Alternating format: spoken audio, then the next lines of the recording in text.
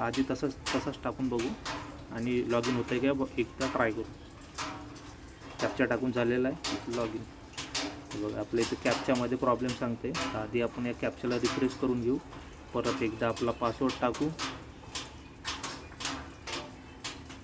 परत एकदा इथं कॅप्चा टाकायचं आहे आणि इथं लॉग इन करायचं. बघा अशा प्रकारे आपलं लॉग इन इथं झालेलं आहे. तर तुम्ही करू शकता. तुम्हाला काय करायचं आहे, फक्त तुमचा मोबाईल 5G असला तर फारच चांगला आहे, किंवा तुम्ही 4G जरी असला तरी फुल रेंज मध्ये असणे आवश्यक आहे, किंवा तुमच्या कम्प्युटरमध्ये ट्राय करू शकता. पण इथं 3 डॉटवर क्लिक करून तुम्ही डेस्कटॉप व्हर्जन आपलंही बघू शकता. तुम्ही आपण इथे डेस्कटॉप व्हर्जन ओपन केलेलं आहे. इथे क्लिक करणं आवश्यक आहे. डेस्कटॉप व्हर्जन ओपन करा म्हणजे तुमचं लॉग इन नक्कीच होणार आणि तुमचं जे काही अडकलेलं काम आहे क्लेम सबमिट करणं वगैरे काही अपडेट करणं वगैरे तुम्ही इथं करू शकता.